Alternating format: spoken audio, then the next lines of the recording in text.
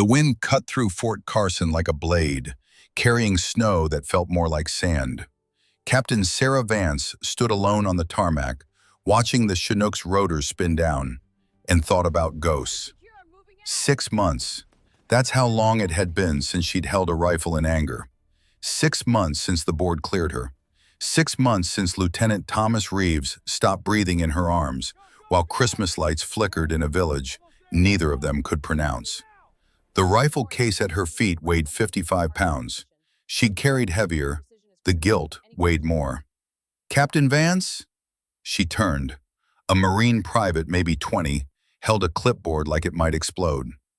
"Commander Knox is waiting in the ops tent, ma'am." Sarah shouldered the case and followed. Her boots crunched through fresh powder.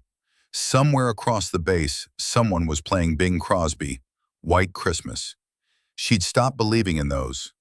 The operations tent smelled like diesel fuel and bad coffee. Commander David Knox stood over a topographical map, 42 years old, with the kind of posture that said, "Former enlisted." The crow's feet around his eyes said he'd seen things that maps couldn't show. He didn't look up when she entered. "Captain Vance, I'm told you're the attachment nobody requested." "Yes, sir." Knox finally met her eyes. Cold evaluation. She'd seen it before. "Your file reads like a redacted CIA brief. Everything interesting is blacked out. What's not blacked out says you've been riding a desk for half a year." He tapped the folder. One note made it through. "Friendly fire incident, cleared, fitness for duty approved." Sarah said nothing. There was nothing to say. "Captain Ellis tells me you're my problem now. That high command thinks you need a win." Knox closed the folder. "I don't need projects. I need operators. You understand the difference?" "Yes, sir. I understand the difference." "Do you?" He walked around the table. "Because in 18 hours, I'm taking my team into rough country on thin intel to extract a high-value target. If someone slows us down, people die. If someone makes a mistake, people die. And I've already buried enough people for 3 careers." Sarah kept her eyes forward. "I won't slow you down, sir, and I don't make mistakes." Something flickered across Knox's face. Not quite belief, not quite dismissal. "Everyone makes mistakes, Captain. The question is whether you've learned from yours." He handed her a mission brief. 2 pages, mostly logistics. "We roll out at 0500. Don't be late." Sarah took the brief and left. Outside, the snow was falling harder. Somewhere in her pack, wrapped in a plastic bag, was a photograph of a young Marine with Tommy Reeves' smile. She didn't need to look at it. She saw it every time she closed her eyes. The team briefing happened at 0430 in a prefab building that shook every time the wind gusted. 8 men in various states of wakefulness, drinking coffee that could strip paint. They went quiet when Sarah walked in. Staff Sergeant Colin Price nodded once. He was 38, lean, with the steady hands of a career marksman. Sarah recognized the type. He'd reserved judgment until he saw her shoot. Sergeant Derek Foster was different. 33, built like he'd played linebacker in college, with opinions he didn't bother hiding. "So this is the attachment." Foster didn't quite spit the words, but close. "Ma'am, no disrespect, but we're going into alpine terrain in December. 80-pound packs, negative temperatures, vertical climbs. That rifle case of yours looks like it weighs more than you do."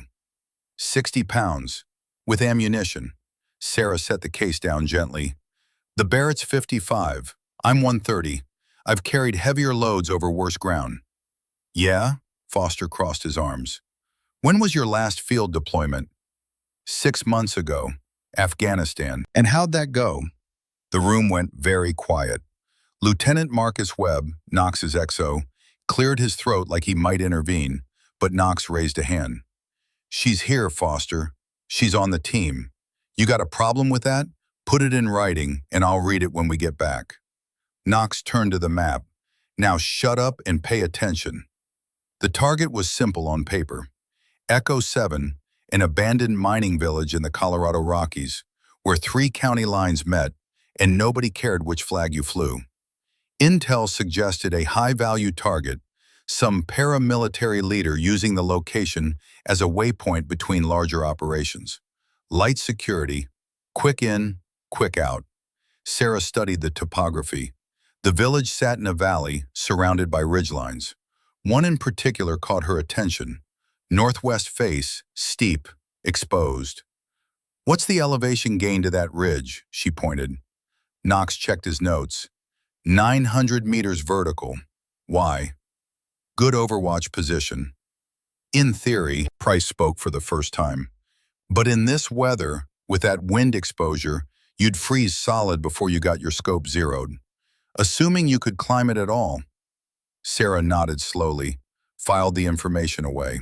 The brief continued. Insertion by vehicle, then on foot for the last 3 clicks.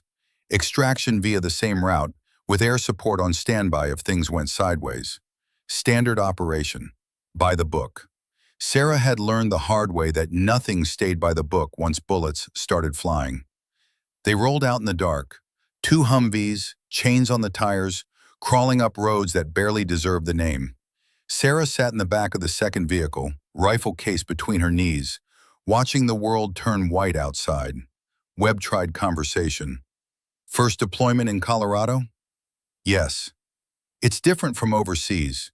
Feels wrong somehow, doing this kind of work on home soil. Sarah watched the snow. Evil doesn't stop at borders. I suppose not. Webb was quiet for a moment. Can I ask what happened?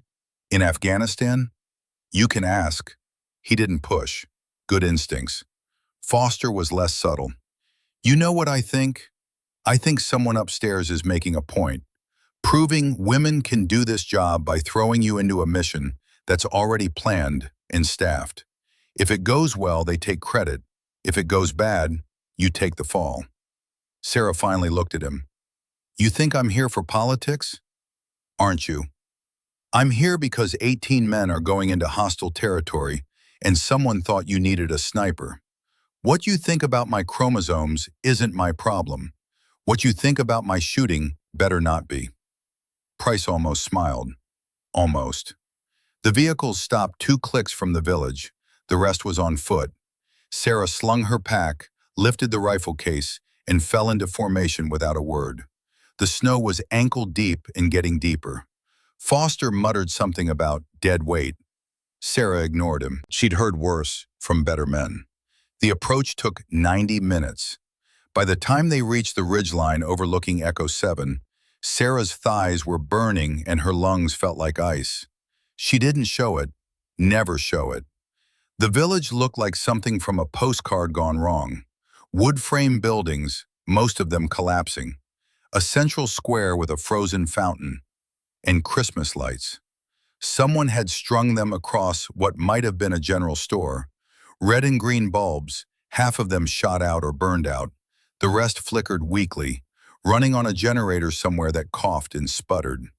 Knox used thermal imaging. I'm counting 8 heat signatures, maybe 10, clustered around the center building. Looks like our intel was good for once. Sarah borrowed his scope and studied the terrain, the village, the approaches, that northwest ridge, impossibly steep, impossibly exposed. Perfect. Movement, Webb pointed. East side. A figure crossed between buildings. Armed. Alert. Professional posture. Knox keyed his radio. All elements, we have eyes on target location. Prepare for insertion on my mark. That's when the first mortar round hit. It landed in the square, 30 meters from the central building. The explosion threw snow and frozen earth 20 feet in the air. The Christmas lights flickered and died. Contact! Webb was already moving. That wasn't outgoing, that was incoming. More mortars. Walking pattern, methodical, searching. Then machine gun fire erupted from 3 positions simultaneously. Tracer rounds cut through the falling snow like laser shows. Knox's voice was ice. All elements, abort insertion. Fall back to rally point Alpha. This is not a soft target. Repeat, not a soft target. But there was nowhere to fall back to. They were exposed on open ground, and the enemy had them ranged. A round snapped past Sarah's head close enough to feel. She dropped flat, using the rifle case as cover. Inadequate, but better than nothing. "We need to move," Foster was shouting. "We're sitting ducks out here." Knox was on the radio, voice clipped and professional despite the chaos. "Bravo 6, this is actual. We are taking effective fire from multiple positions. Request immediate close air support." The response crackled through. "Actual, negative on air support. Weather is below minimums. I say again, unable to support at this time." Knox's jaw tightened. "Copy. Break. All elements push forward to the village. Use the buildings for cover. Move, move, move." They ran. Not a tactical advance, a survival sprint. Bullets kicked up snow around their boots. Someone screamed. Sarah saw one of the team go down, clutching his leg. Webb and another SEAL grabbed him, dragging him forward. They made it to what had been a church. Stone walls, mostly intact. The team piled inside, breathing hard, checking for wounds. "Head count," Knox barked. "Thompson's hit, leg wound, through and through." The corpsman, a kid named Davis, was already working. Wallace took shrapnel to the shoulder. Martinez has a concussion from the blast. Everyone else is mobile. "How many hostiles?" Knox looked at Price. "I counted at least 20 distinct firing positions, sir. Maybe more. And I saw muzzle flashes from heavier weapons. 50s, maybe. This isn't a waypoint. This is a staging area." Knox's face went hard. "Intel was wrong. We walked into a hornet's nest." Webb checked his ammunition. "We need extraction, sir. We're outgunned and low on ammo. If they push, we won't hold." "I'm aware, Lieutenant." Knox keyed his radio. "Bravo 6, be advised. We have 3 urgent surgical, 5 routine wounded. We need immediate dust-off." "Actual, unable to comply. Weather conditions are 0-0. Earliest possible extraction is dawn. That's 6 hours out." 6 hours. Sarah looked around the church. Stone walls wouldn't stop 50s. The wooden roof was barely keeping the snow out. If the enemy decided to push with armor or heavy weapons, this position would become a tomb. She moved to a shattered window and studied the terrain. The village. The enemy positions. That ridge, barely visible through the snow. 3,000 meters, maybe more. Extreme range. Beyond anything in the textbooks. Beyond anything in the record books. She thought about Tommy Reeves, about his last words, whispered through blood and pain, about the promise she'd made, kneeling in snow while Christmas lights died in the distance. Sarah pulled out her rangefinder, dialed in the numbers, the ridge to the most likely enemy command position. The device chirped once. 3,847 meters. Impossible. "Vance, what are you doing?" Knox was beside her. Sarah lowered the rangefinder. "Considering options, sir." "What options?" "We're pinned down, outgunned, and 6 hours from extraction. Our options are survive or don't. There's a third option." She pointed to the ridge. "That position gives line of sight to their command element. If I can get up there, I can disrupt their coordination. Maybe buy you the time you need." Knox stared at her like she'd suggested sprouting wings. "That ridge? In this storm? Captain, that's a 900-meter vertical climb with 0 cover and winds that'll blow you off the mountain. You'd die before you made it halfway." "Maybe, but if I make it, and if I can take the shot, your wounded might live." Sarah met his eyes. "That's not maybe, sir. That's certainty." "What shot?" "You're talking about extreme range in the worst possible conditions. The world record is 2,500 meters. You'd be shooting almost 4,000. 3,847, sir. I measured." Price was listening now. Foster, too. The whole team. "Captain Vance," Knox's voice dropped. "I appreciate the volunteer spirit, but I'm not sending someone to die on a ridge for a shot that can't be made." "Can't be made?" Sarah kept her voice level. "Corporal Rob Furlong, Canadian Forces, made a 2,400-meter shot in Afghanistan, 2002. Sergeant Craig Harrison, British Army, made a 24-75-meter shot in Helmand Province, 2009. I've studied every long-range kill on record, sir. I know what's possible. Those were different conditions, different shooters, different records. Sarah picked up her rifle case. Records exist to be broken. Knox grabbed her arm. This isn't about ego or proving a point. If you go up there and fail, you die. If you go up there and succeed, you're still exposed to counterfire. Either way, I lose an operator. Sarah gently removed his hand. Sir, you asked if I understood the difference between projects and operators. An operator does whatever it takes to complete the mission. That's what I am. That's all I've ever been. She was moving toward the door when Knox called out. Why Christmas? Sarah stopped, didn't turn around. Why does it matter that it's Christmas, Captain? The question hung in the frozen air.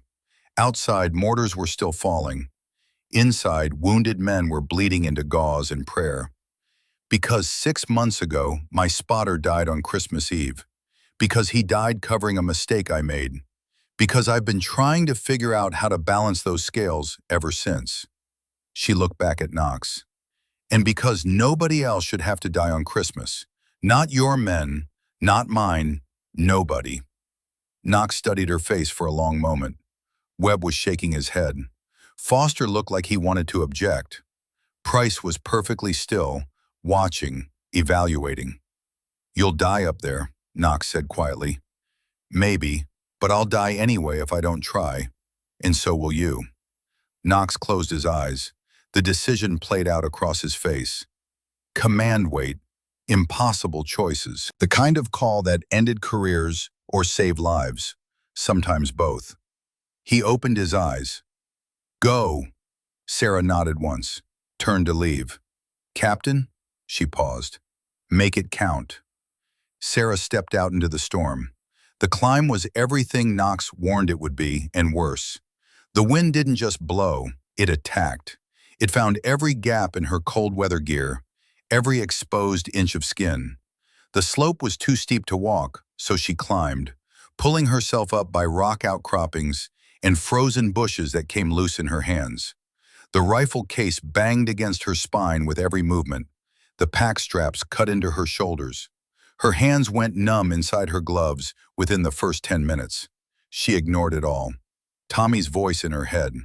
Her first deployment, her first long shot. His Boston accent making everything sound like philosophy. Pain is just information, Vance. Your body telling you something. You don't have to listen. She didn't listen. 50 meters up, she stopped to check her gear. Everything secure. The Barrett's still safe in its case. She allowed herself 10 seconds to breathe, then continued. 100 meters. 200. The village below was becoming a toy model. She could see the muzzle flashes, tiny sparks in the white, could hear the gunfire, muted by distance in snow. 300 meters. Her legs were screaming. She fell twice, catching herself on rock faces that tore through her gloves. Blood made the next handhold slippery. She wiped it on her pants and kept climbing. 400 meters. 500. The world narrowed to the next grip, the next foothold, the next breath. Nothing else existed, just the mountain and the climb and the promise. 600 meters. She was above the tree line now, pure exposure. The wind hit her with physical force, trying to tear her off the rock. She pressed flat against the stone, waiting for a lull, then moved. 700 meters. 800. Her calves were cramping. Her fingers had stopped sending signals. She couldn't feel her feet. Hypothermia was setting in. She knew the signs. Didn't care. 850 meters. Almost there. The ridge was visible above, a knife edge of rock and ice. She could see where she needed to be. One more push. 900 meters. Sarah collapsed onto the ridge, gasping. For 30 seconds she just lay there, feeling her heart hammer against frozen ground. Then training took over. She pulled the rifle case to her, popped the latches with fingers that barely worked. The Barrett M82A1 emerged like a hibernating animal. 55 pounds of American engineering, designed to kill things at distances that shouldn't be possible. She assembled it methodically. Barrel, stock, scope, bipod. Every movement practiced 10,000 times. Even with numb fingers, even with the wind trying to blow the pieces away, she built it perfectly. Magazine loaded, 10 rounds of .50 BMG, 661 grain bullets, each one capable of punching through an engine block. She chambered the first round. The sound of the bolt sliding home was the most beautiful thing she'd heard in months. Sarah pulled out her rangefinder, steadied it against a rock, aimed at the enemy command vehicle, barely visible through the storm. The number appeared. 3,847 meters. She keyed her radio with hands that shook from cold and adrenaline. Actual, this is Overwatch. Static. Then Knox's voice, disbelief and hope fighting for control. Vance, report your position. Northwest Ridge, approximately 900 meters above your position. I have eyes on the village. More static. She could almost hear the team looking at each other. Overwatch, confirm you're on that ridge, the one we discussed. Confirm, sir, and I have a gift for you. Price's voice cut in. Ma'am, if you're where I think you are, you're at extreme range. Beyond extreme. That's not shooting, that's prayer. I've said enough prayers, Sergeant. Time for work. Sarah adjusted her scope. I'm looking at what appears to be a command vehicle. BTR-80, modified, approximately 200 meters behind their forward positions. Radio antenna, multiple personnel. That's your coordination element. Knox again. Range to target? 3,847 meters. Silence. Long enough that Sarah thought the radio had died. Overwatch, say again your last. 3,847 meters, sir. Webb this time. Jesus Christ, the record is 2475. Was 2475, Lieutenant? Sarah started calculating.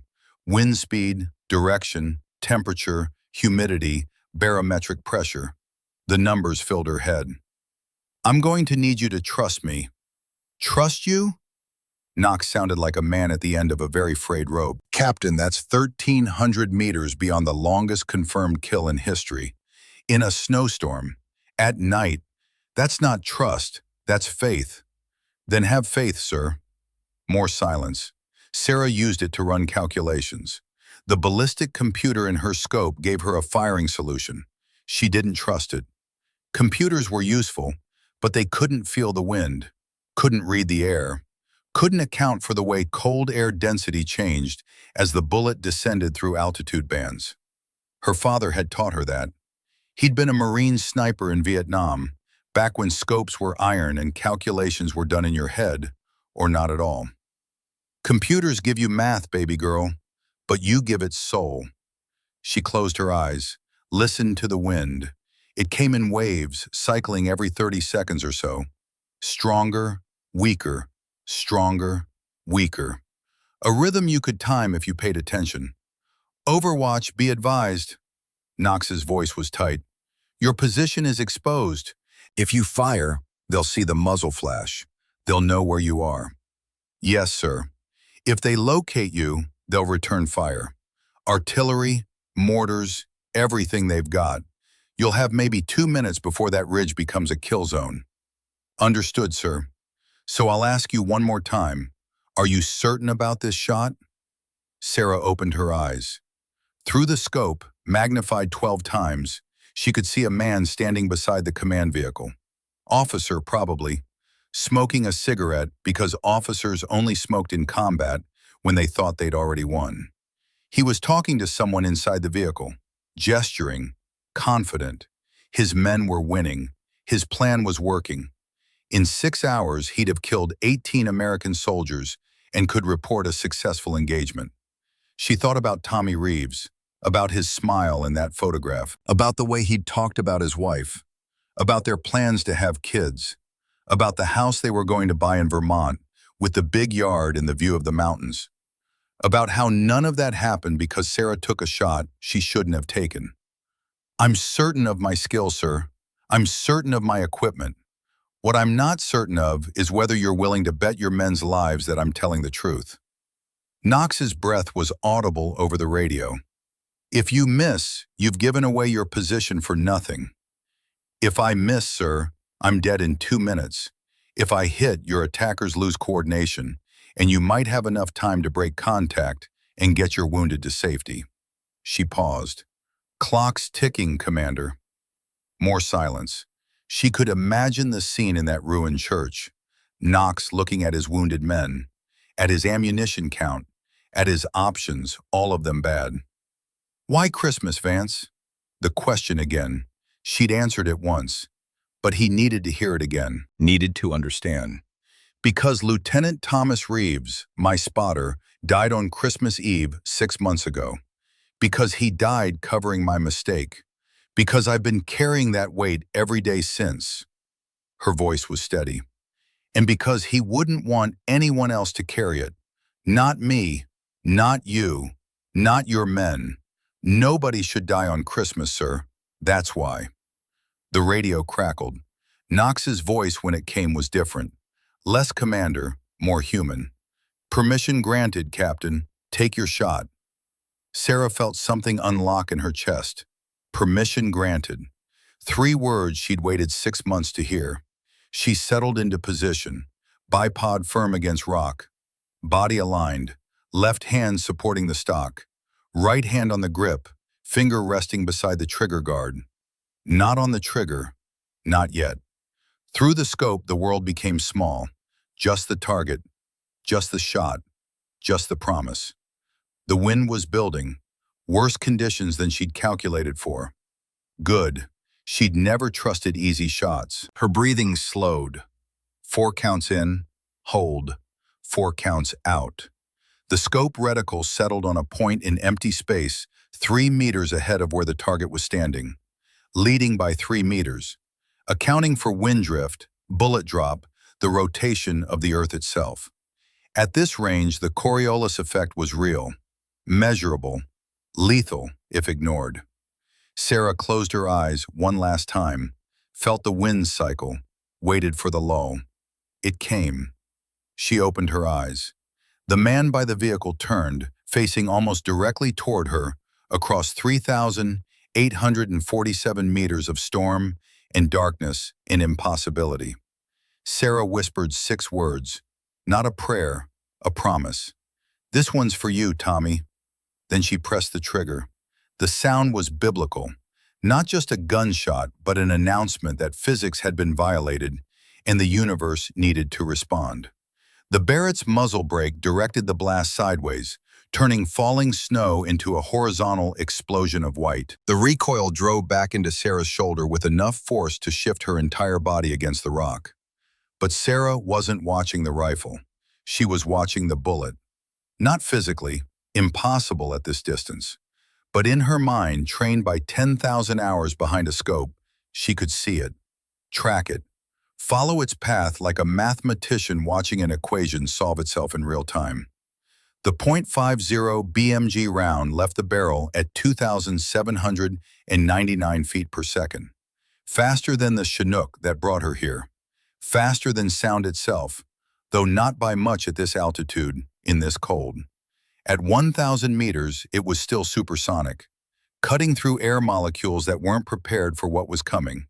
The bullet shed velocity with every foot, fighting gravity, fighting wind, fighting the universe's fundamental preference for things to slow down and stop. At 2,000 meters, it began to drop. Following the parabola she'd calculated, falling toward Earth while simultaneously being pushed east by the crosswind. 12 knots, gusting to 15, enough to move a half-inch diameter projectile several feet off course. She'd accounted for that, leading the target by 3 full meters. At 3,000 meters, the bullet was traveling slower than sound. No longer a crack, but a whisper. Invisible. Inevitable. At 3,847 meters, it arrived. The man by the command vehicle had just turned back to speak to someone inside when his chest simply opened. That's what a .50 BMG round does at the end of its flight path. It doesn't punch through, it excavates. The kinetic energy remaining, even after nearly 4,000 meters, was enough to lift him off his feet and throw him backward 3 meters into the snow. He was dead before his body understood what had happened. Through the scope, Sarah watched him fall. Watched the confusion ripple through the people around him. Watched them scatter, seeking cover from a threat they couldn't see, couldn't comprehend, couldn't fight. She was already chambering another round, the brass casing ejected, tumbling down the mountain slope, carrying away heat and smoke. It landed somewhere in the snow. Evidence, proof. Later, if there was a later, someone would find it and wonder. Target 2. A soldier who'd run to the fallen commander, trying to drag him to safety. Brave, stupid, dead. Sarah adjusted for the new position. Less wind correction needed. The soldier had moved slightly into the lee of the vehicle. She compensated, led by 2 meters this time. Squeezed the trigger. The Barrett roared again. Another muzzle flash lighting up the ridge. Another brass casing spinning away into darkness. 3.4 seconds of flight time. The soldier dropped like someone had cut his strings. Target 3. Someone in the command vehicle, trying desperately to use the radio. Sarah could see the antenna moving, see the silhouette through the armored glass. She adjusted aim, not for the person, for the antenna array itself. If she could kill their communications, she could kill their coordination. She fired. The bullet struck the antenna mount and everything above it simply disintegrated. The figure inside jerked, either from flying metal or from the realization that help wasn't coming. The figure slumped, went still. 3 shots, 6 seconds, 3,847 meters. Down in the village, Knox was on the radio, his voice sharp with disbelief she could hear even from here. Confirm effect on target. Did she hit? Price was shouting. Sarah could barely make out the words through the storm, but the tone was universal. Shock. Awe. The sound men make when they witness something impossible. Multiple confirmed kills. Sir, she's dropping them. The command element is gone. They're breaking coordination. Sarah watched through her scope as chaos spread through enemy lines. The disciplined fire that had pinned Knox's team began to falter. Units that had been moving with purpose now hesitated, looked around, waited for orders that weren't coming. The 3 BTR-80s that had been advancing toward the village stopped. Commanders probably trying to raise headquarters, trying to figure out why the radio was suddenly silent. She gave them another reason to worry. The lead BTR had stopped in the open, tracks churning snow. The commander's hatch was open. Standard procedure when you thought the threat was in front of you, when you needed situational awareness more than armor protection. Sarah shifted her aim to the cupola, the small hatch where the tank commander would be standing, head and shoulders exposed above the armor. Impossible shot, even for her. A human head at nearly 4,000 meters, moving target, wind gusting, but the cupola itself was larger. And a .50 BMG round hitting that close to someone's head would do terrible things even without a direct impact. She took the shot anyway. The bullet struck the edge of the cupola and ricocheted with a sound like a bell being struck by a hammer. The commander had already ducked. The supersonic crack close enough to hear even inside the vehicle, close enough to feel. The BTR began reversing. Fast. Crew probably panicking at the idea of a weapon that could reach them from nowhere. The other 2 vehicles followed, churning up snow in their haste to retreat. Webb was yelling now. Sarah could hear it crackling through her radio. All enemy elements are breaking contact. Sir, they're pulling back. Sarah lowered her eye from the scope. Her breath came in steady clouds. Her heart rate was barely elevated. 4 shots, 4,000 meters, Christmas morning. She keyed her radio with fingers that had regained some feeling. Actual, this is Overwatch. Targets eliminated. Enemy command structure is destroyed. You have a window for extraction. Static. Then Knox's voice, rough with something between gratitude and incomprehension. Overwatch. Who the hell are you? Sarah allowed herself a small smile. Nobody could see it. Just someone who keeps her promises, sir. That's when the first artillery shell landed, 300 miles away in the Tactical Operations Center at Peterson Space Force Base. A specialist monitoring satellite feeds blinked at his screen and reached for his coffee. His hand stopped halfway. Sir, you need to see this. Major General Thomas Wick looked up from a logistics report that was giving him a headache. The specialist's tone suggested a different kind of headache was incoming. What am I looking at, Ramirez?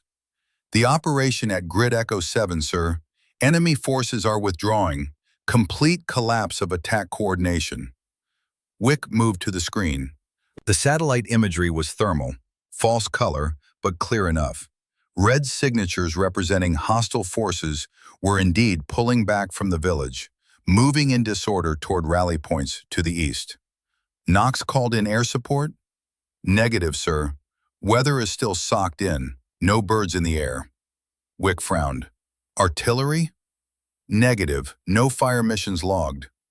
Then what the hell stopped them? Ramirez pulled up a different feed. Signal intelligence, acoustic sensors, the kind of data that could pinpoint a gunshot from orbit if you knew what to look for. Sir, we picked up 4 high-velocity projectile signatures from extreme range. Source location was, he typed rapidly, double-checking the numbers. Northwest Ridge, approximately 4,000 meters from village center. Wick stared at him. 4,000 meters?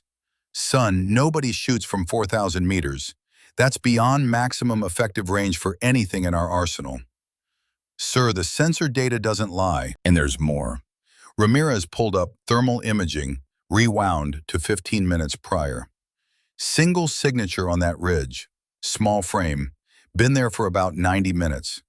The image showed a heat signature, human-sized, prone position on an exposed ridgeline that Wick wouldn't have asked a mountain goat to climb. Who do we have on that ridge? According to the manifest, sir, nobody. Commander Knox's team is all accounted for in the village. Then who? Wick trailed off, reached for his own terminal, pulled up the mission roster for Echo 7. 18 names, 17 SEALs, and 1 attachment. Captain Sarah Vance, sniper specialist. He pulled her file, or tried to. Most of it was classified above his clearance, which was unusual for someone of his rank.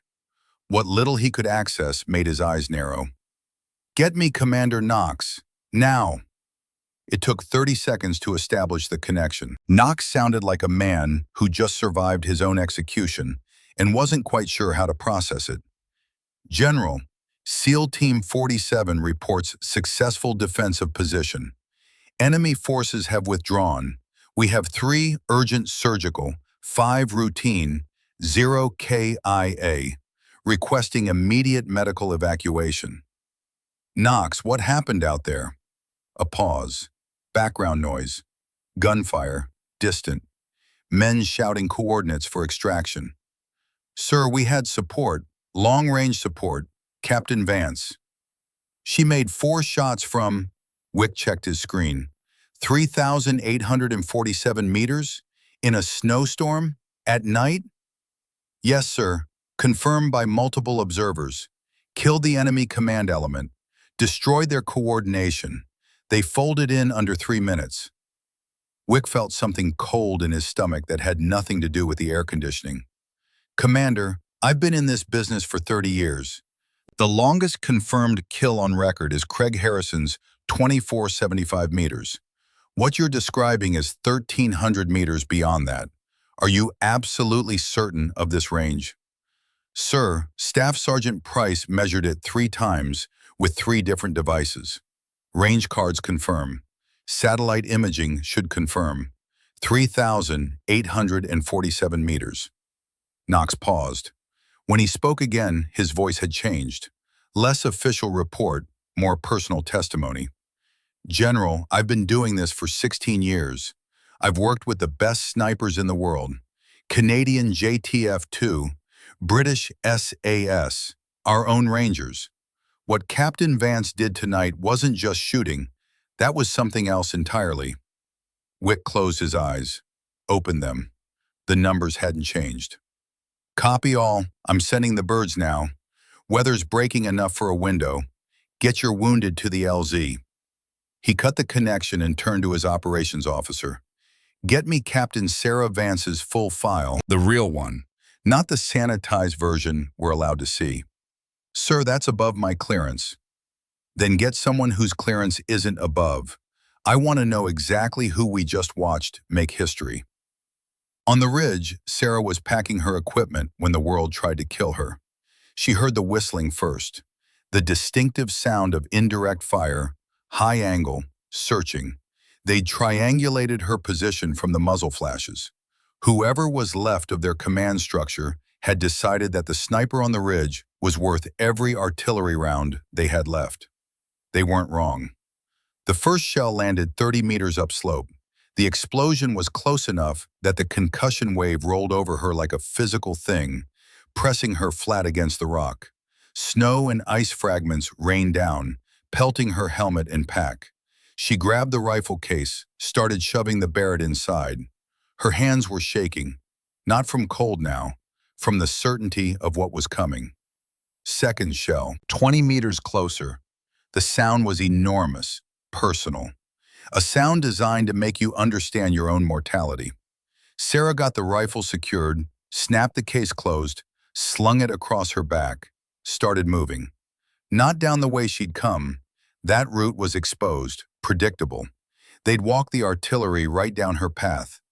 Instead, she moved laterally, traversing across the face, looking for any fold in the terrain that might offer cover. The slope was steep, too steep. Running wasn't an option. This was controlled falling with extra steps. She slid 10 feet, caught herself on a rock outcropping. The rifle case banged against her spine hard enough to knock the wind out. She gasped, kept moving. Third shell, 15 meters. The blast wave picked her up and threw her like a rag doll. Sarah tumbled, world spinning, sky, snow, trees, sky again. She hit something, rock.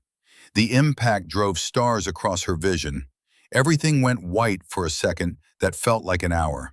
Stop. Assess. Move. Training kicked in before conscious thought did. She was on her back, wind knocked out, vision blurry, left leg hurt, right shoulder screaming, face wet with something warm. Blood. Her blood. She rolled to her hands and knees, looked for the rifle case, found it wedged between two rocks 15 feet downslope, miraculously intact. The Barrett could survive worse than a fall. She'd made sure of that. Overwatch, respond! Knox's voice in her ear, urgent. Vance, respond! She keyed her radio with fingers that didn't want to work. Actual, I'm hit, not urgent, taking artillery fire, need to relocate. Negative, stay put, we're coming to get you. Sir, you are not authorized to. Another shell landed, close enough that the sound was beyond sound, just pressure and heat and the certainty of death. Sarah was moving before the debris stopped falling, crawling now, dragging the rifle case because she'd be damned if she was leaving it behind after hauling it up this mountain. The case weighed more than she did, and her body was done cooperating, but that didn't matter, never mattered. The tree line, almost there. She could see the dark shapes of pines, promise of cover, promise of something between her and the shells that kept coming. She collapsed behind a thick pine trunk and pressed her back against it. Her head was spinning. She pulled off her glove with her teeth, touched her face with fingers that came away red. Blood. Not arterial, probably shrapnel. Facial wounds bled like hell, but weren't usually fatal unless they hit something important. Eyes were intact. Good sign. Jaw worked. Also good. She checked the rest of herself with the methodical process beaten into her by a dozen combat lifesaver courses. Left leg had a puncture wound in the thigh, already clotting in the cold. Right shoulder probably dislocated. Her ribs hurt when she breathed. Combat effective? Barely. She heard movement below. Multiple contacts, coming fast. Friend or enemy? Sarah pulled her sidearm. Sig Sauer M18, 9mm, 15 rounds.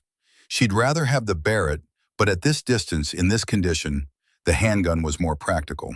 She waited, breathing shallow, fighting the urge to close her eyes, just for a second, just to rest. Overwatch, Vance, Sarah, Knox's voice. Why was Knox on the mountain? She tried to stand, her leg gave out. She slumped back against the tree. Here, her voice sounded wrong, distant. I'm here.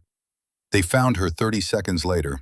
Knox and 3 others moving in tactical formation like they expected contact any moment. When Knox saw her, something crossed his face. Relief and anger fighting for dominance. You said you weren't urgent. His voice was tight. I'm not. I can walk. You're bleeding from your head and you can't stand up. Minor details. She tried to smile. Failed. The world tilted sideways in a way that had nothing to do with the slope. Knox knelt beside her. Davis, get over here. The corpsman appeared, young face tight with concentration. Started checking her pupils, her pulse, the wounds he could see. Sir, you need to get back to the LZ. Sarah tried to focus on Knox's face. It kept splitting into 2. Wounded first, remember? I'm not urgent. You are wounded. Knox grabbed her pack, her rifle case. Price, help me get her up. Price materialized on her other side. Between them, they lifted her. Sarah tried to protest. Her mouth moved, but no sound came out. Somewhere between the tree and the attempt to stand, the world had started fading at the edges. Captain, that's not necessary. I can... Shut up, Vance. Knox's voice was closer now. He'd slung her arm over his shoulder, was taking most of her weight. You just saved 18 lives. We're not leaving you on this mountain. Foster was there too. Foster, who'd called her a liability, who'd questioned her place on the team. He picked up her rifle case like it was nothing, like it didn't weigh 60 pounds loaded. Let's move, Foster said. No mockery in his voice, no skepticism, just professional concern. Artillery's going to resume any second. They carried her down the mountain, 2 men supporting her weight while a third provided security. She wanted to protest, to say she could manage, but the truth was her leg wouldn't hold her, and the world kept doing things horizons weren't supposed to do. She drifted, in and out. Moments of clarity punctuated by moments of nothing. Knox's voice. Stay with me, Captain, eyes open. The sound of helicopters, close, getting closer. Price's voice. LZ is hot. Dust off in 90 seconds. The world tilted again. Sky replaced by interior, metal, the smell of hydraulic fluid and blood. She was being loaded, strapped down. Someone was cutting away her gear, her jacket, checking for wounds she couldn't feel anymore. 3847 meters. That was Price's voice, distant. Did you see the grouping? 4 shots, all within kill radius, in that wind. I saw. Knox, always Knox. I just don't believe it. Believe it, sir. I measured the distance myself, checked it 3 times. That's 1,300 meters beyond world record. World record was set in perfect conditions. Clear sky, no wind, stationary target. This was a blizzard at night with a moving target and return fire. Sir, what she did up there wasn't just breaking a record. That was redefining what's possible. Sarah wanted to tell them it wasn't that impressive, that any competent shooter with the right training could have made those shots, that she'd just gotten lucky. But she'd been trained never to lie, even to herself. Those shots were impossible. She'd known it climbing the mountain, known it setting up position, known it with every calculation, every adjustment, every breath. Impossible. And yet, the helicopter lifted. Through the open door, Sarah could see the ridge, already distant. Snow was falling harder now, covering her tracks, erasing evidence that anyone had been there at all. Good, she thought. Some things were better left as ghost stories. She closed her eyes. When she opened them again, the light was different, fluorescent instead of natural, white ceiling instead of gray sky, the smell of antiseptic instead of cordite and blood. Field Hospital, Fort Carson probably, or Peterson, somewhere with heat and walls and people who hadn't been shot at in the last 6 hours. She tried to sit up. Her body suggested this was a terrible idea and expressed its opinion through several different pain centers simultaneously. Easy, Knox's voice. You've been out for 18 hours. Sarah turned her head slowly. Knox sat in a chair beside her bed, reading a paperback that looked like it had survived a war of its own. He set it down when she moved. Your men?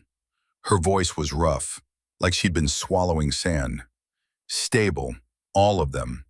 Davis says the urgent surgicals are going to make it. Thompson's already complaining about the food, so we know he's fine. Knox leaned forward. Because of you. Because you gave us time to get them out. That's the job. No, that's beyond the job. That's... He struggled for words. Captain, my men are alive because you did something nobody thought was possible. Something that shouldn't have worked. Sarah looked away. I got lucky. Lucky? Knox stood up, walked to the window. Outside, the sun was shining. The storm had passed. You climbed 900 meters in a blizzard, made 4 confirmed kills at a range that breaks the world record by half again. Under fire. At night.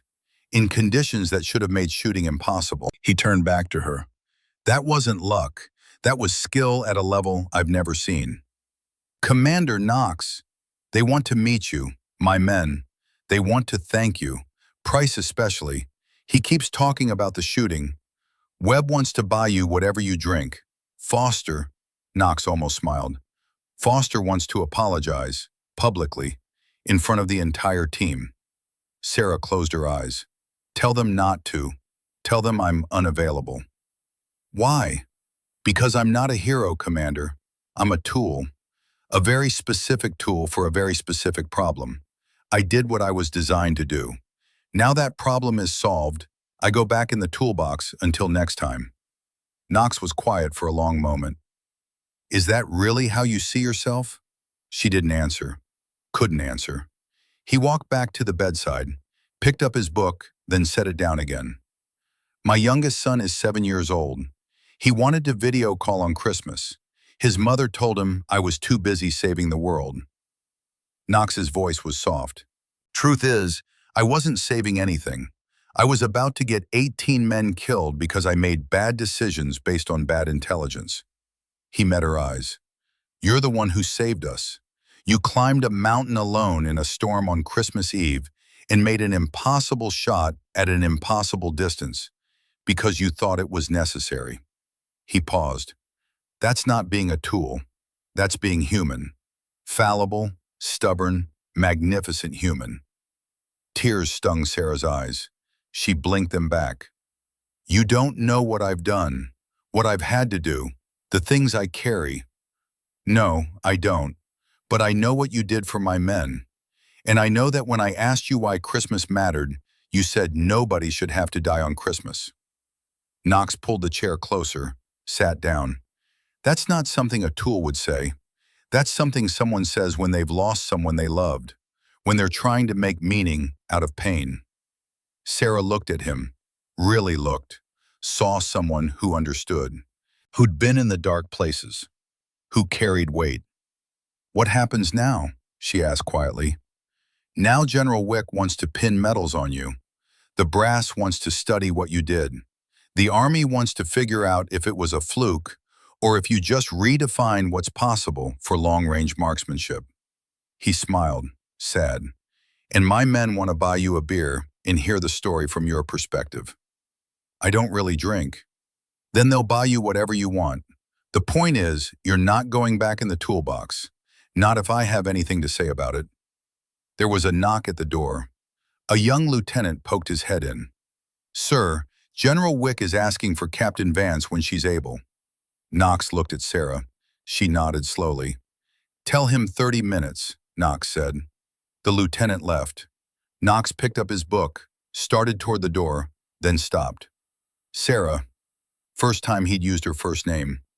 Thank you, not as a commander, as a father, as someone who gets to go home because of you. His voice cracked slightly on the last word.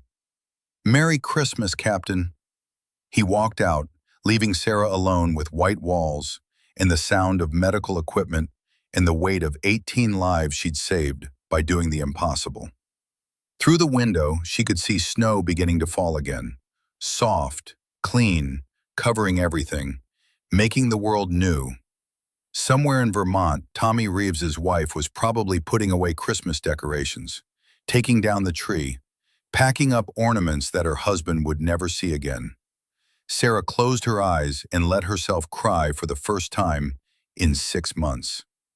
General Thomas Wick was 62 years old and had 3 combat deployments under his belt, which meant he'd seen enough impossible things to know when something truly extraordinary had happened. The data on his desk said extraordinary. The problem was figuring out what to do about it. He looked up when Sarah entered his office. She was in a clean uniform, shoulders still in a sling, moving carefully but under her own power. Her face bore fresh scars from the shrapnel, red lines that would fade to white over time. Battle marks, the kind that told stories without words. Captain Vance, sit, please. Sarah sat, kept her back straight despite what had obviously cost her. Wick studied her for a moment. Young, 32 according to her file. Eyes that had seen too much. The look every combat veteran carried eventually. The weight that never quite left. I've been reviewing the after-action reports from Echo 7, along with satellite data, ballistic analysis, and testimony from Commander Knox and his team. Wick tapped the folder. 4 confirmed kills, 3,847 meters, adverse conditions. Do you know what the previous record was? 2,475 meters, sir. Corporal of Horse Craig Harrison, British Army, Helmand Province, November 2009. You broke that record by 1,372 meters. That's not incremental improvement, Captain. That's a fundamental shift in what we thought was possible. Sarah said nothing. Her face gave nothing away. Wick leaned back in his chair. I'm putting you in for a Silver Star. Gallantry in action, lives saved, extraordinary heroism. The works. You'll get a ceremony, press coverage, the whole 9 yards. Sir, I'd prefer you didn't. I'm sorry? The Silver Star, sir, the ceremony. I'd prefer you didn't. Wick blinked. In 34 years of service, he'd never had anyone turn down a major decoration. Captain, do you understand what you did up there? You didn't just break a record. You saved 18 lives. You turned a potential massacre into a tactical victory. That deserves recognition. Sir, I did my job. The men I saved did theirs. We all signed up knowing the risks. Sarah met his eyes. I don't need a medal to know I did the right thing, and I don't want attention for it. This isn't about what you want. It's about what you've proven. About showing what's possible when we give people the right training, the right equipment, the right opportunity. Something flickered across Sarah's face. Is that what this is about? Proving a point? I don't follow. Sir, with respect, I've been in the Army for 12 years. I know how this works. Female soldier does something noteworthy, suddenly she's a poster child.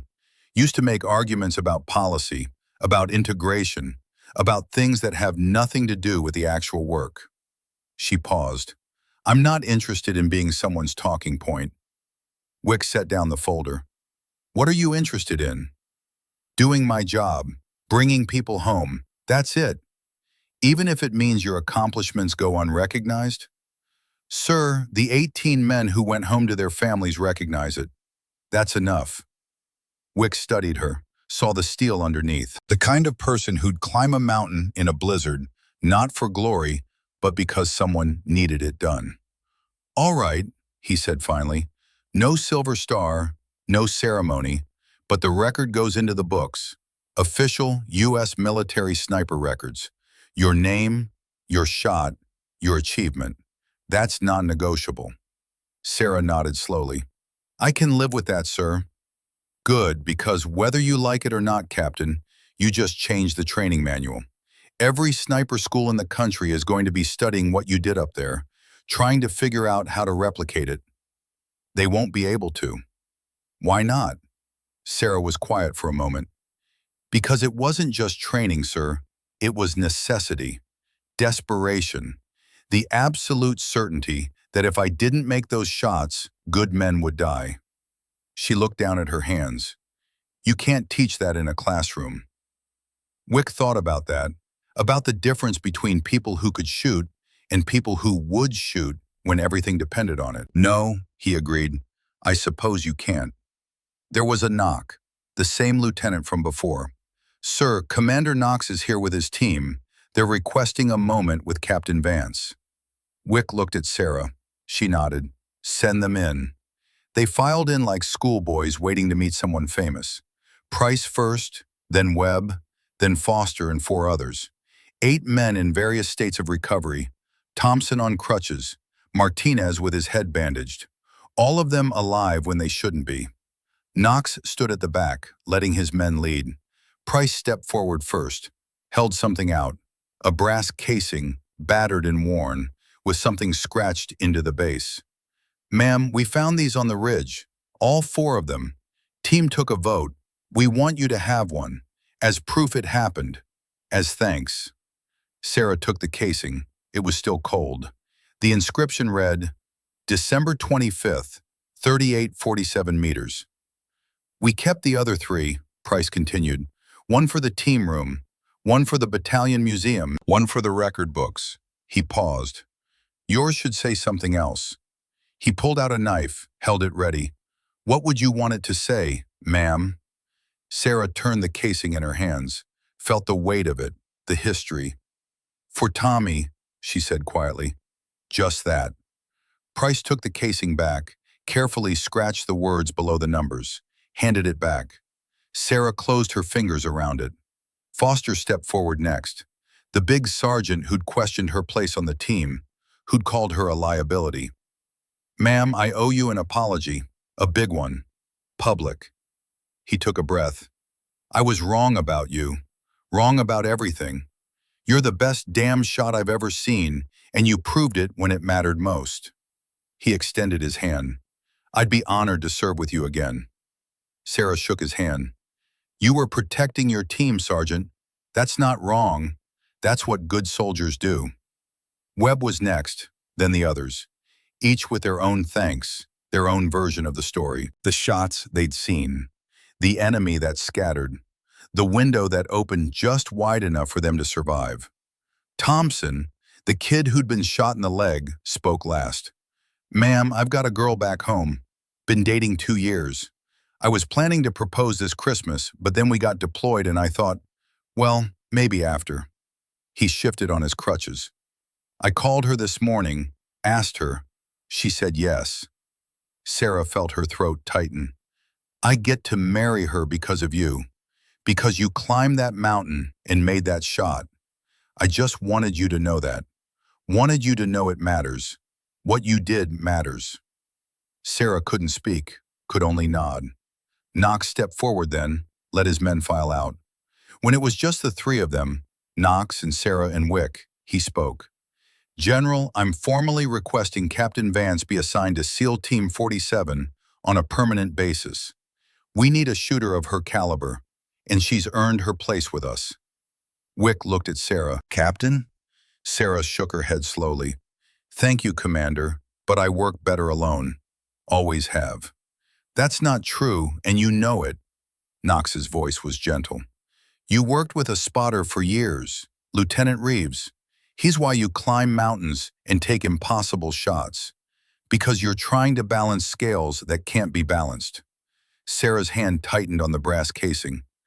Tommy wouldn't want you to be alone, Knox continued.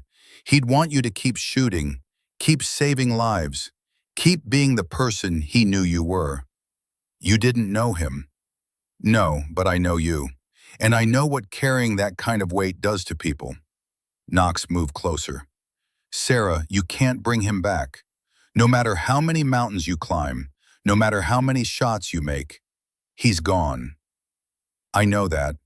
Her voice was barely a whisper. Do you?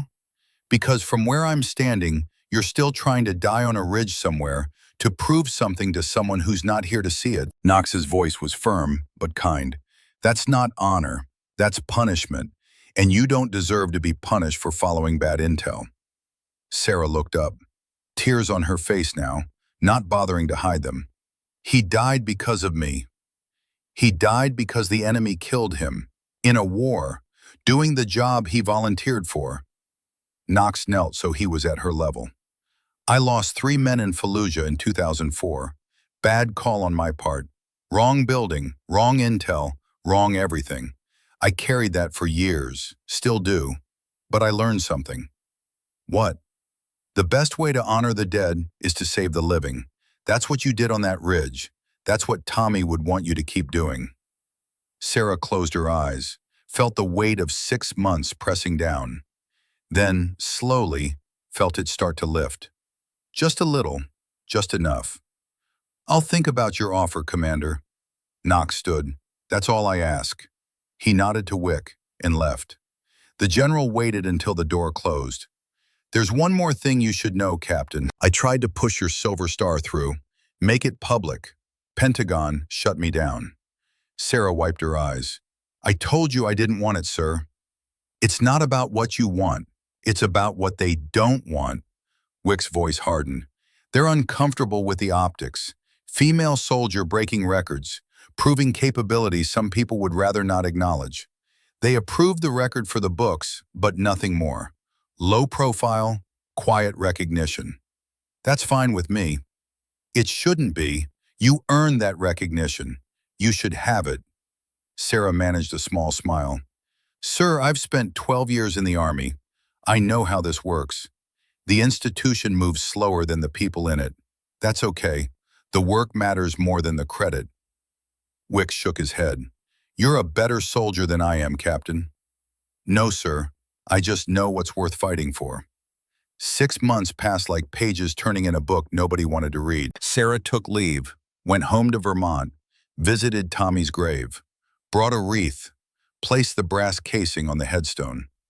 I made the shot, she told him, told the cold marble in the frozen ground.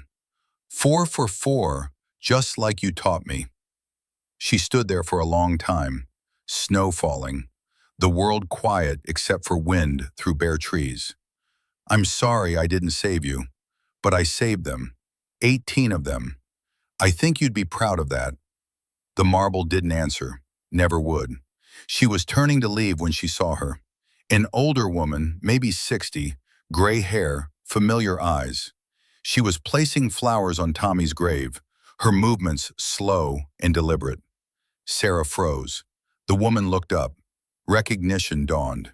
You're Sarah. It wasn't a question. Mrs. Reeves, Sarah's voice cracked. I'm so sorry I should have. I know who you are. Mrs. Reeves stood. Thomas talked about you. In his letters. In his calls home. He said you were the best shooter he'd ever worked with. Said you had a gift.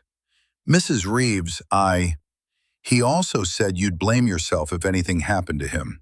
Made me promise to tell you something if he didn't come home. Sarah couldn't breathe. Mrs. Reeves reached into her coat, pulled out an envelope. Worn, sealed, with Sarah's name written in handwriting she recognized. He wrote this before his last deployment, gave it to me, said if something happened, if he didn't make it back, I should find you and give you this. Sarah took the envelope with shaking hands. He knew the risks, Mrs. Reeves said softly. He chose this life. He wouldn't want you carrying guilt that isn't yours to carry. I got him killed. No, the enemy killed him. The war killed him. Bad intelligence killed him. You were trying to save lives, including his. Mrs. Reeves touched Sarah's arm. Read the letter. Let him tell you himself. She walked away, leaving Sarah alone with the envelope in the snow and the weight of 6 months. Sarah opened it carefully. The paper inside was standard notebook paper, folded twice. Tommy's handwriting, neat and precise, the way he did everything. Sarah, if you're reading this, I'm gone. First thing you need to know, don't blame yourself. We both knew what we signed up for. We both knew the risks. I made my choices same as you made yours. Second thing, you're the best natural shooter I've ever seen. Better than me. Better than anyone I've worked with. That gift of yours, it's not just training, it's instinct. Trust it. Don't let my death make you afraid to pull the trigger when lives depend on it. Third thing, keep shooting. Keep saving lives. That's how you honor me. Not by dying on some ridge because you think you owe a debt. By living. By using that gift to bring people home to their families. I told my wife I wanted to have kids someday, build a house in Vermont with a view of the mountains, grow old watching sunsets. I don't get that now, but you do. Don't waste it. Don't throw it away because you think you don't deserve it. You deserve everything good this world has to offer, Sarah. Don't let anyone, including yourself, tell you different. Merry Christmas, partner. Keep making the impossible shots. Tommy. Sarah read it twice, then a third time. Then she folded it carefully, put it back in the envelope, and sat down in the snow next to Tommy's grave and cried until she had nothing left. When she was done, when the tears had frozen on her face and the sun was starting to set, she stood up, placed one hand on the cold marble. "Okay," she whispered. "Okay, Tommy, I'll try." She walked away, didn't look back. Some goodbyes were final, and that was okay. 3 months later, Sarah stood in front of a classroom at Fort Benning. 20 faces looked back at her. Young, eager, scared in the way everyone was scared before they knew what they were truly capable of. "My name is Captain Sarah Vance. I'll be your chief instructor for advanced long-range marksmanship." She paused. "Some of you have heard stories. Some of you think you know what I did in Colorado. Let me be clear about something." She picked up a Barrett M82A1. Let them see it. "This weapon can shoot 3,000 meters and change in the right hands, under the right conditions. You will never take that shot. Do you know why?" Silence. "Because I got lucky. Once. In conditions that shouldn't have allowed success. And 18 men went home because of that luck." She set the rifle down. "But luck isn't something you can train. Skill is. Discipline is. The ability to make the shots that are possible every single time without fail. That's what I'm here to teach you." A hand went up. Young corporal, maybe 22. "Ma'am, is it true you hold the record?" Sarah smiled. "Records don't matter, Corporal. Bringing your team home does. That's the only thing that matters." She spent the next 6 months teaching them everything Tommy had taught her. Wind reading, ballistic calculations, the difference between knowing and feeling, how to make your body still when everything in you wanted to shake. She was good at it, better than she expected. Turned out teaching was its own kind of shooting, finding the right target, taking the right approach, seeing the impact. Christmas Eve came around again, 1 year since the ridge, since the shots, since everything changed. Sarah sat in her office at Benning, looking at her phone. She'd been staring at it for 20 minutes, working up courage for something that shouldn't require courage. She dialed. It rang 3 times. "Hello?" A young voice, female, 14, maybe 15. "Hi, is this Emma?" "Yes, who's this?" "My name is Sarah Vance. I'm a friend of your Uncle Thomas." "Was a friend. I worked with him." Silence. Then, "Aunt Sarah?" Sarah's throat tightened. "Your uncle talked about me?" "All the time. In his letters, he said you were the best shot in the Army. He said when the war was over, he'd bring you home to meet us." "I should have called sooner. After he died, I should have reached out to your family." "Mom said you were hurting, that sometimes people need time." Emma's voice was gentle, too gentle for 15. "Are you better now?" Sarah thought about that, about the ridge and the shots and the weight she'd carried, about Tommy's letter and his mother's forgiveness, and the choice to keep living instead of keep dying. "I'm getting there," she said honestly. "Uncle Thomas would be happy about that. He worried about you, said you were too hard on yourself." Sarah smiled through tears. He was right. They talked for an hour. About Tommy, about family, about life. When they hung up, Sarah sat in a quiet office and felt something she hadn't felt in a long time. Peace. Not complete, not perfect, but real. Her phone buzzed. Text from Knox. "Merry Christmas, Captain. Team's having drinks at the club on base. You're invited. No pressure. But we'd love to see you." Sarah looked at the message, thought about her apartment, empty, quiet, safe in its loneliness. Then she thought about Tommy's letter, about living instead of surviving. She grabbed her coat. The club was warm and loud and full of people who understood what Christmas in uniform felt like. Knox was at a table with Price and Webb and Foster and a dozen others. They saw her, waved her over. "Captain!" Foster stood, pulled out a chair. "We saved you a seat." Sarah sat. Someone put a glass of something in front of her. Not beer, something fancy. "What is this?" "No idea," Webb admitted. "But it's expensive and you saved our lives, so you get the good stuff." They toasted. To survival. To brothers. To the people who made the impossible real. Later, after the drinks and the stories and the laughter that came easier than Sarah expected, Knox walked her out. "You did good in there. The team appreciates you showing up. Thanks for inviting me." They stood in the cold, breath fogging, snow starting to fall. Always snow at Christmas. "I heard you're teaching now, Fort Benning." "Yes, sir, advanced marksmanship. Turns out I'm decent at it." "I'm not surprised. Tommy was a hell of a teacher. You learn from the best." Sarah nodded, didn't trust her voice. "The offer still stands, you know. Permanent assignment with the team. We could use someone with your skills, your instincts."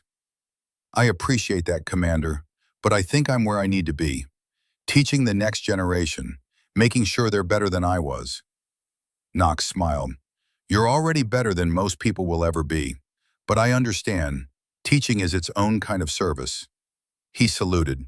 She returned it. Sarah drove home through falling snow, thinking about everything that had changed in a year.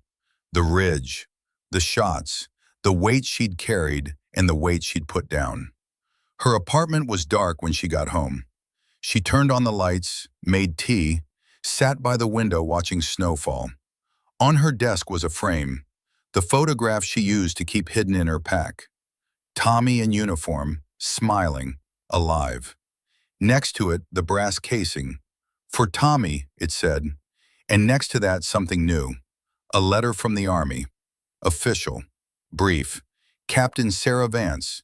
Official U.S. military sniper records. Longest confirmed kill, 3,847 meters, December 25th, Colorado, A.O. The record was real, documented, part of history now. Sarah picked up the brass casing, felt its weight. "We did it, Tommy," she whispered to the empty room. 4 for 4, just like you taught me." Outside, snow covered everything, made the world new, made tomorrow possible. Sarah Vance, who had climbed a mountain in a storm, who had made the impossible real, who had saved 18 lives at nearly 4,000 meters, sat in the quiet and felt something that had been missing for 6 months. Hope. Not that the past would change. It wouldn't. Tommy was still gone. The weight was still there. Some things you carried forever. But hope that tomorrow would be different, that the work mattered, that the lives saved were worth the price paid, that Christmas could be Christmas again. She raised her teacup in a silent toast. To Tommy, to the 18, to everyone who climbed mountains because someone had to. Then she turned off the lights and went to bed. Tomorrow was another class. More students, more chances to pass on what she'd learned, more chances to keep the promise. Outside, snow fell on Fort Benning, fell on Colorado ridges, fell on a grave in Vermont where a brass casing rested against cold marble. The world turned. Records were made, lives were saved. And somewhere between the impossible and the real, between the past and the future, Captain Sarah Vance found what Tommy had wanted her to find all along: a reason to keep shooting, a reason to keep living, a reason to believe that Christmas morning, even after everything, could still be beautiful.